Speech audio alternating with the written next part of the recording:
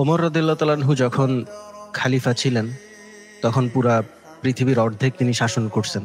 তিনি সাহাবীদেরকে নিয়ে বসেছিলেন এমন সময়ে একদিন হঠাৎ তিনি উঠে দাঁড়ালেন এবং মিম্বারে গেলেন। তো তিনি বক্তব্য দিলেন যে এমন একটা সময় ছিল যখন আমি খুবই অভাবে ছিলাম। তখন আমি আমার খালাদের উট ভেড়া এগুলা চড়াতাম এবং অল্প কিছু টাকা পয়সা পাইতাম যেগুলা দিয়ে আমার চলতো। এরপর তিনি আবার মিম্বার থেকে নেমে এসে বসলেন। তখন আব্দুর রহমান ইবনে আউফ রাদিয়াল্লাহু তাআলা আনহু উনাকে জিজ্ঞাসা করলেন, হে আমিরুল মুমিনিন, আপনি তো মুসলিম উম্মার খালিফা আমিরুল মুমিনিন, আপনি আপনি এসব কথা কেন বলতে গেলেন, নিজেকে কেন ছোট করতে গেলেন?